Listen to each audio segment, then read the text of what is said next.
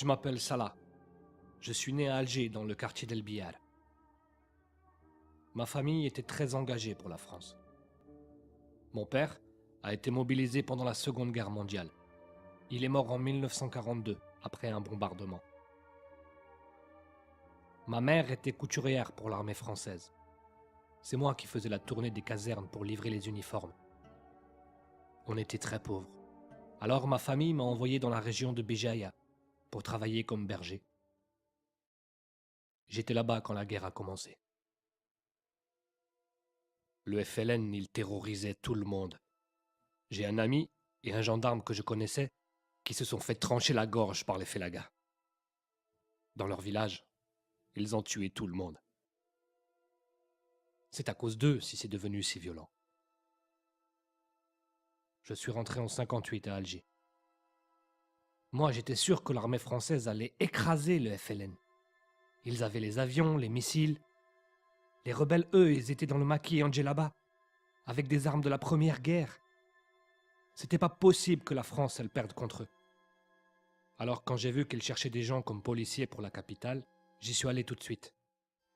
J'ai été reçu par le commissaire Courbon. On m'a proposé une bonne paye, j'ai accepté. On nous a donné les uniformes, puis il y a eu la formation. Il y avait beaucoup de jeunes. La plupart des gars étaient d'anciens militaires engagés avec les harkis.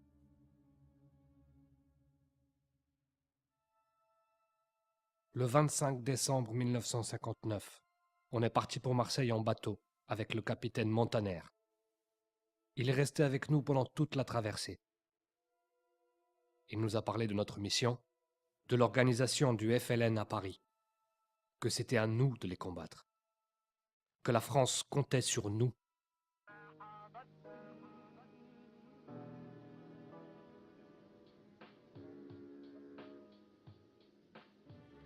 On a d'abord habité au fort de Noisy.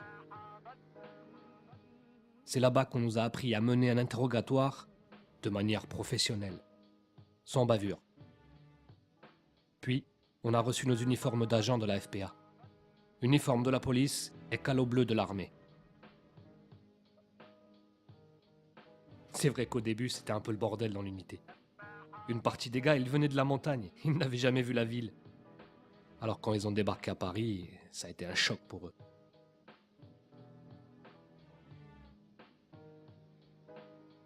Nous, on était spécialisés dans la lutte contre les FLN. On travaillait sur leur terrain. On était divisés en secteurs qui reprenaient l'organisation du front. On a commencé par nettoyer le 13e. On avait repéré plusieurs hôtels. C'était des plans Café Laga. Alors on est venu, on a viré tout le monde et on s'est installé. Moi, je dormais au 9 rue Harvey, avec le reste de la 4e section. Notre mission, c'était d'identifier les collecteurs du FLN. On devait empêcher les ouvriers de payer la cotisation. On travaillait la nuit pour être sûr que tous les locataires soient bien là. On en prenait quelques-uns et on les amenait dans un autre hôtel. Comme ça, le racketteur, il ne les retrouvait pas.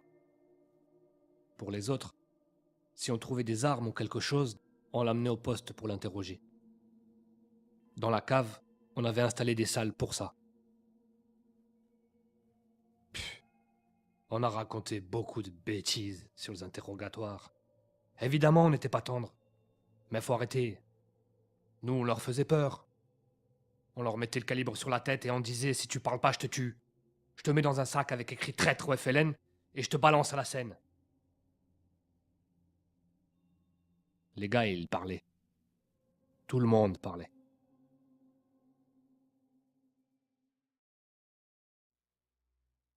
Il y avait aussi beaucoup de missions d'infiltration. On avait des renseignements sur l'identité des responsables, les lieux de collecte, des cotisations. On faisait du bon travail. Mais des Français se sont plaints. Les habitants du 13e, ils ont fait tout un cirque. Ils ont amené des gens devant le poste. Ils racontaient des histoires, qu'on leur mettait des bouteilles dans l'anus, tout ça. Faut pas exagérer. Il n'y a jamais eu de preuves. Ils pouvaient dire ce qu'ils voulaient. Ce qui compte dans ces cas-là, c'est le résultat. Nous, on était une vraie équipe, efficace. On contrôlait tout, on allait vite. En un mois, on avait nettoyé tout le quartier. Après, comme le préfet a vu qu'on était beaucoup plus performant que la police normale, on a commencé à travailler dans d'autres quartiers. Dès qu'on avait une information, on envoyait une patrouille pour pas leur laisser le temps de réagir. On intervenait dans tout Paris et en banlieue. On faisait des descentes dans les quartiers chauds, à Nanterre ou en plein centre de Barbès. On était partout. Le FLN a fini par réagir. Ils ont commencé à organiser des commandos contre nous. Ils arrivaient en traction et 2 types tiraient au pistolet mitrailleur sur le poste. Nous, on continuait le nettoyage. Le capitaine a organisé un gros coup. Il voulait installer un poste dans le 18e, la principale base du FLN dans le nord de Paris. On est arrivé à 7 h du matin et on a fait une descente dans les hôtels de tout le quartier. Les gars ont tout de suite commencé les patrouilles pendant qu'on installait un poste au 28 rue de la Goutte d'Or.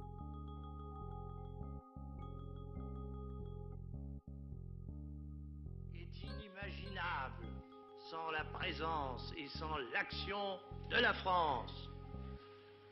Je dis que la France a pris ses résolutions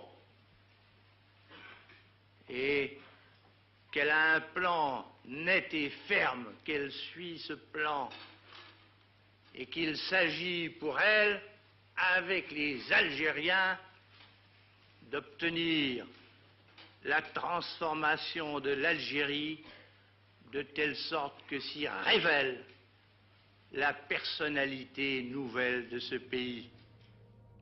Je crois que c'est là que j'ai compris que c'était perdu. Pour nous, ça voulait dire plus de retour possible. Ça a lâché un froid dans les équipes. Certains se mettaient à douter. On parlait moins entre nous. Faut dire que les conditions n'étaient pas faciles. On était jour et nuit sur la brèche. On n'avait pas le droit de sortir seul, même en permission. On sortait toujours armés, à 3 minimum. Un soir, une bombe a explosé dans la salle à manger de l'hôtel, en plein dîner du capitaine. Sûr qu'un gars de la maison était dans le coup. Il y en avait plusieurs. C'était des retournés. On les a engagés après un interrogatoire. Ils savaient pas trop où ils en étaient, ceux-là. Le 1er avril, dans la soirée, il y a eu plusieurs attaques. On a eu 3 blessés. Et ils ont tué un collègue, rue Harvey. Le lendemain soir, ça a recommencé. Mon ami Raïd a reçu une balle au poumon. Il est mort sur le trottoir. Alors là, on a immédiatement bouclé tout le quartier. On a contrôlé absolument tout le monde. Ceux qui étaient connus pour aider le FLN ont payé ce soir-là.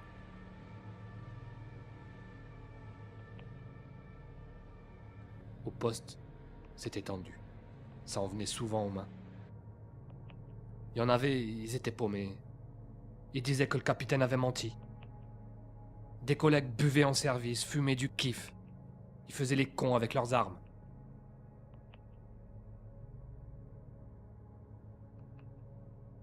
Le soir du 17, on était au pont de Neuilly, avec le capitaine Montaner.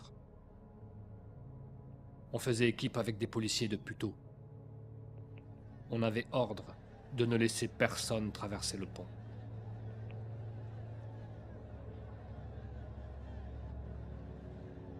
Il y a d'abord eu une première vague, qu'on a facilement contrôlée. Après, il y en a eu une deuxième. Ils étaient bien 2000. Ils avaient mis les femmes et les enfants devant pour pas qu'on frappe, ces lâches. Derrière, il y avait les FLN armés. On a entendu des coups de feu. À ce moment, mon groupe s'est fait entourer. On a été obligé de tirer pour se dégager. Moi, j'ai pas tiré. C'est un type à côté de moi et il a tiré pour nous dégager.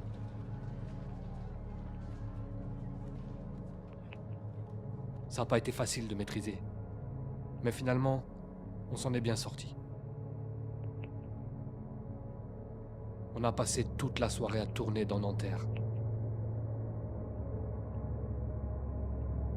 C'est vrai que ce soir-là, il y a eu de la casse, mais pas comme on raconte. C'était un acte de guerre de la part du FLN. On a réagi comme il fallait.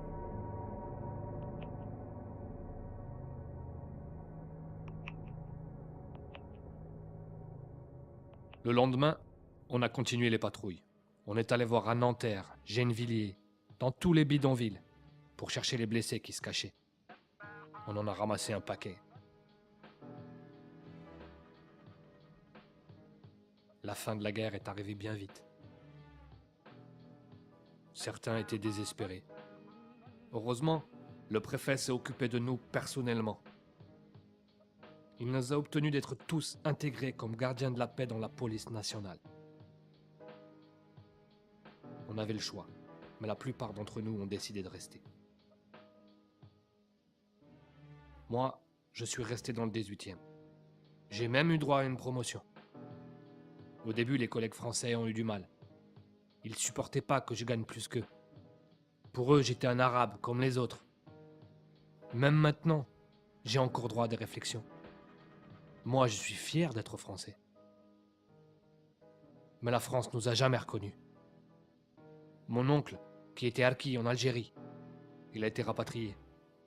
Avec sa famille, ils se sont retrouvés dans un camp. Ils étaient parqués au milieu de nulle part. Certains anciens qui s'étaient engagés pour la France n'ont même pas été accueillis. On les a laissés en Algérie, aux mains des félagas. Moi, j'aurais jamais cru que la France allait les abandonner.